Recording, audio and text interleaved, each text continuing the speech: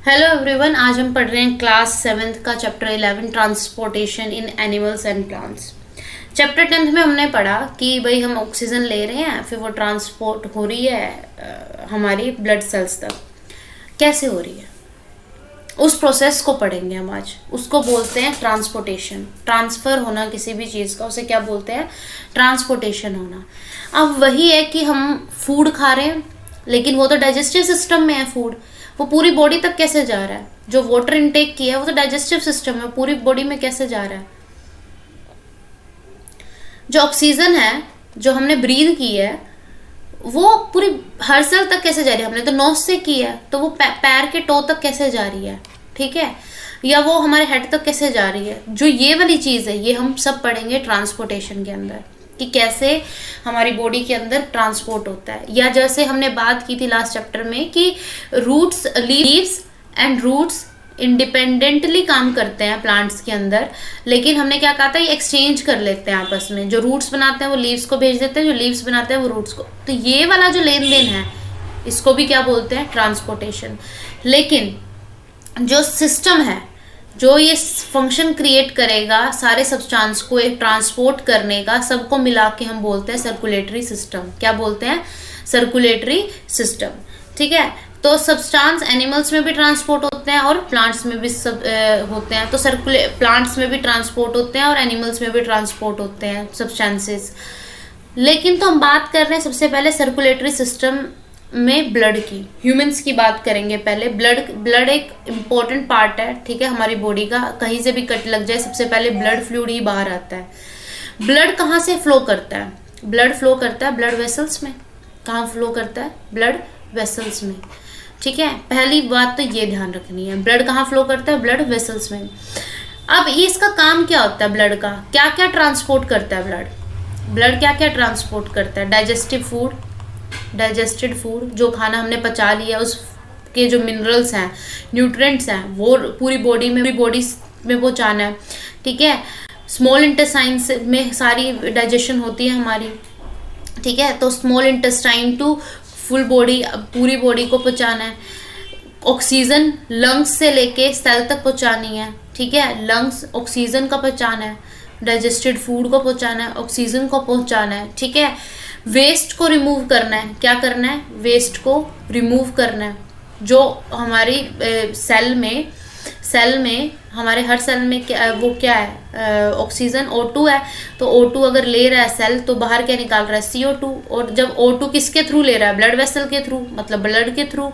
तो जो वापस जाएगा वो भी तो किसके थ्रू जाएगा? ब्लड के थ्रू। तो CO2 क्या करेगा? वेस्ट भी रिमूव करेगा। वेस्ट हमारा सिर्फ जो हम एक्सक्रीटा निकालते हैं वो नहीं होता, जो हम कार्बन डाइऑक्साइड निकालते हैं वो भी हमारा एक बॉडी वेस्ट ही होता है। ठीक है, अब बात करते हैं ब्लड जो होता है उसके अंदर क्या क्या पार्ट्स होते हैं, क्या क्या चीजें होती है, क्या कंपोनेंट होते हैं ब्लड के 2 कंपोनेंट होते हैं मेनली। ठीक है, जो ब्लड किस चीज से कंपोज होके बनता है उसे हम क्या कहते हैं? प्लाज्मा। क्या बोलते हैं? प्लाज्मा। ब्लड की जो कंपोजिशन है उस फ्लूइड को हम कहते हैं प्लाज्मा, जो डिफरेंट टाइप सेल, जो डिफ्रेंशिएट करती है किस किस टाइप के सेल हमारे पास है। ठीक है, उसके बाद हमारे पास एक होते हैं रेड ब्लड सेल, RBCs जिसे हम बोलते हैं, रेड ब्लड काउंट, RBCs। ठीक है, दूसरे होते हैं हमारे WBC। ठीक है, और उसके बाद हमारे पास क्या होते हैं प्लेटलेट्स। क्या होते हैं? प्लेटलेट्स का काम क्या होता है? प्लेटलेट्स का काम होता है कि बॉडी में अगर कहीं कट लग जाए तो उसके ऊपर जो क्लोटिंग आती है ना, उस क्लोटिंग को क्रिएट करने के लिए, क्लोटिंग क्या है? एक नेचुरल शीट आपकी बॉडी डेवलप करती है ताकि खून और ज़्यादा बाहर ना आए। ठीक है, तो वहाँ उसके बाद अगर वो अपने आप को क्लोट कर लेते हैं, जो क्लोट वाले सेल्स होते हैं ना जो क्लोटिंग क्रिएट करते हैं, उन्हें बोलते हैं प्लेटलेट्स। क्या बोलते हैं? प्लेटलेट्स। RBCs जो है वो किस कलर के होते हैं? रेड कलर के। रेड कलर किसकी वजह से होता है? आयरन की वजह से। किसकी वजह से होता है? आयरन। Fe का मतलब आयरन। ठीक है, आयरन की वजह से होता है। और उसके बाद रेड पिगमेंट, मतलब रेड कलर किस वजह से होता है ये पता चल गया ना, आयरन की वजह से। और इसे बोलते हैं क्या है? हीमोग्लोबिन। क्या बोलते हैं? हीमोग्लोबिन। इतनी बात ठीक है। हीमोग्लोबिन क्या करता है, ऑक्सीजन के साथ बाइंड होके ट्रांसपोर्ट करता है पूरी बॉडी को, अल्टीमेटली हर सेल को केटर करता है। हीमोग्लोबिन ऑक्सीजन के साथ बाइंड होके क्या करता है, पूरी बॉडी को केटर करता है, ठीक है। टू हर cell it will be difficult to provide oxygen efficiently to all the cells of body without hemoglobin. The presence make red blood appear red. तो रेड कलर किसकी वजह से होता है, हीमोग्लोबिन की वजह से, या आयरन ही है वो, ठीक है।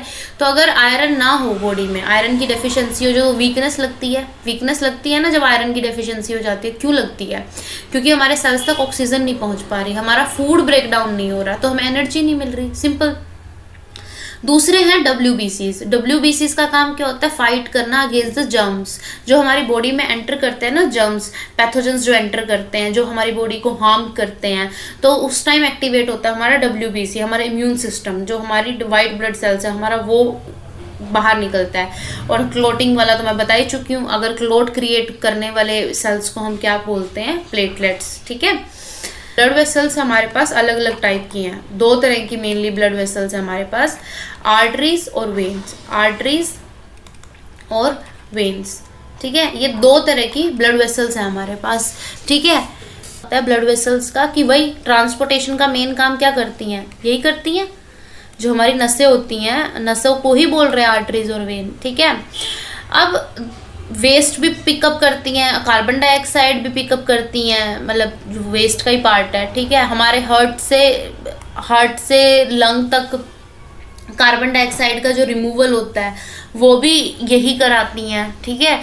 तो अब हमारे पास दो है, आर्टरी और वेन, ठीक है। आर्टरी का काम क्या होता है, जो कैरी करती है ऑक्सीजन रिच ब्लड,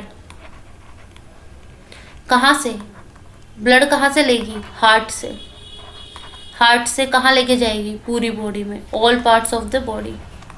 ये काम किसका है, आर्टरीज का। ब्लड वेसल हमारे पास दो है, एक आर्टरी और एक वेन। जो ऑक्सीजनेटेड ब्लड, जिस ब्लड में ऑक्सीजन होगी उसको अगर हार्ट टू सारी बॉडी में लेके जा रही है, वो होती हैं आर्टरीज। वेन होती हैं जो डीऑक्सीजनेटेड ब्लड, मतलब कार्बन डाइऑक्साइड रिच जो होता है उसको लेके जाती हैं, ठीक है। उसके बाद ब्लड फ्लो जो होता है, ये वैसे एक बार दो बार यूपीएससी में ये वाला क्वेश्चन आया हुआ है, और बाकी कॉम्पिटिटिव एग्जाम्स में भी आर्टरीज और वेन्स का डिफरेंस आया हुआ है, ठीक है। और हर बार मॉक में जब लगाते हो तो एक दो क्वेश्चन आर्टरीज और वेन्स के ऊपर पक्का मिलता है। तो हाई फ्लो, तो अब एक बात बताओ, हमारा हार्ट कहाँ है,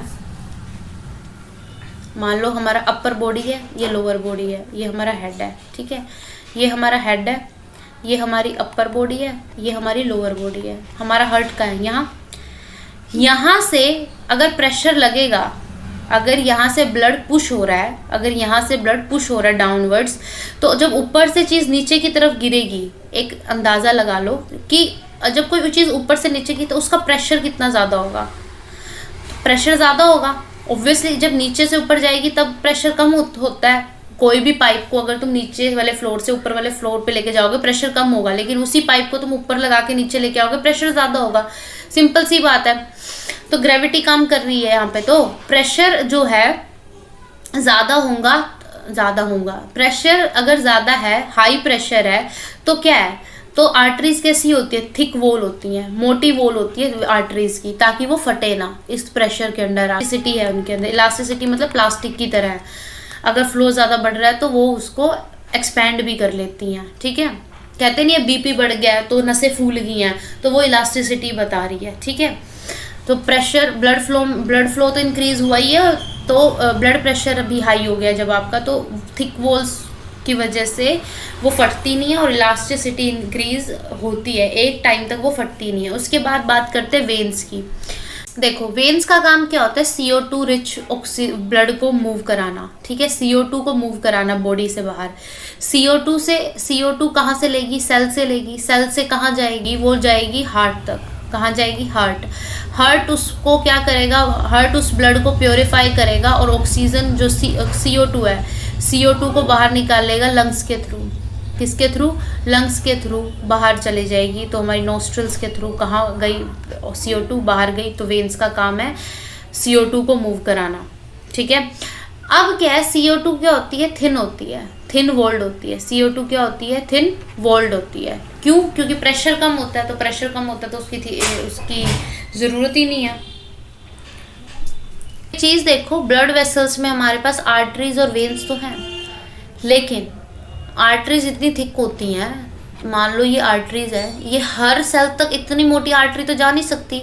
जो बारीक लेयर्स होती हैं, जो बारीक हमारी आर्टरीज में जाके पतली और पतली जो होती हैं, इनको क्या बोलते हैं? इनको बोलते हैं कैपिलरीज। क्या बोलते हैं?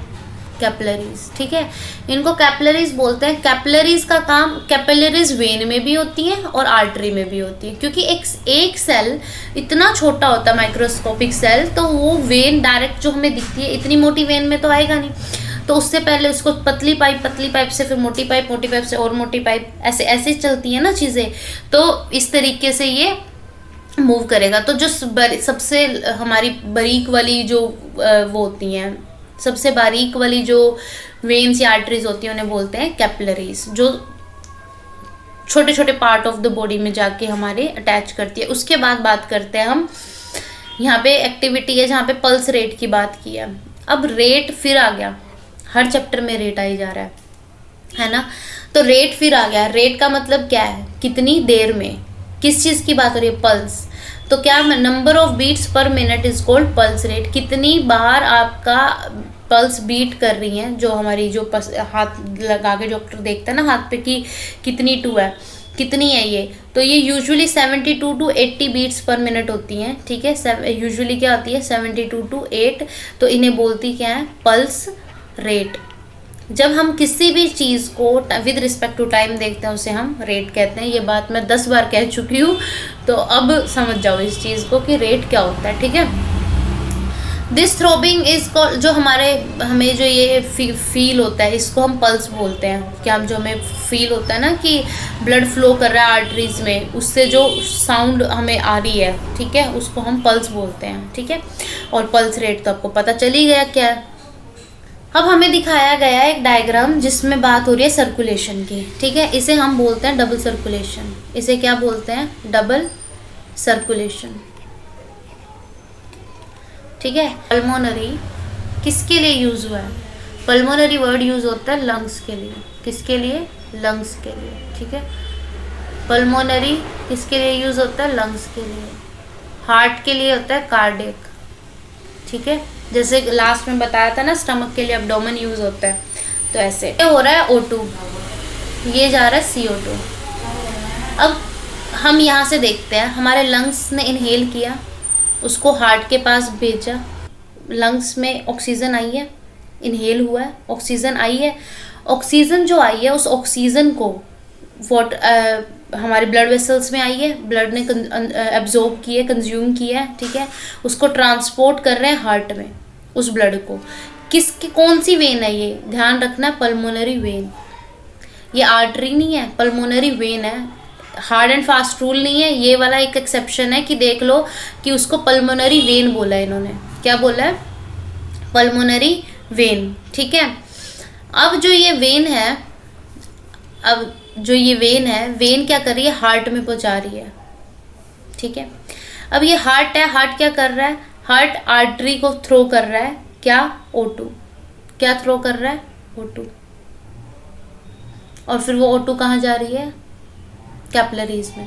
ठीक है, जब हम बात करेंगे लंग्स की ना, लंग्स में जो वेन्स और आर्टरीज का फंक्शन होता है वो स्विच हो जाता है। ठीक है, अब यहाँ पे क्या होगा? लंग्स से हमारे पास जो इनहेल हुआ है वो ब्लड वेसल्स में आया है ऑक्सीजन, उन ब्लड वेसल्स को हम बोल रहे हैं पल्मोनरी वेन, जो हार्ट तक लेके आ रही है ब्लड को। ठीक है, जो ऑक्सीजनेटेड ब्लड अभी हमने लिया है, इस ब्लड को हार्ट और प्योरीफाई करता है और क्या करता है? आर्टरीज के थ्रू पूरी बॉडीज में पहुंचा देता है O2 को, और कैपिलरीज तक पहुंच जाता है, तो मतलब हर सेल तक पहुंचे। अब कैपिलरीज से CO2 बाहर निकलती है, तो वेन निकलती है, वेन लेके जाएगी CO2 को, इतना तो हमने पढ़ा ही था। तो हार्ट तक क्या जा रही है? वेन लेके जा रही है।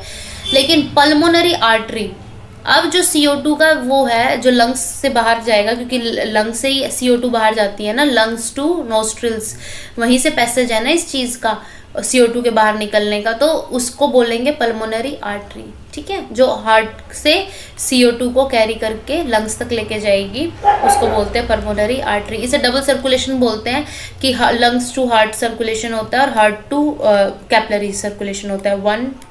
ठीक है, तो एक सर्कुलेशन ये होता है, एक ये होता है, तो इसे डबल सर्कुलेशन बोलते हैं।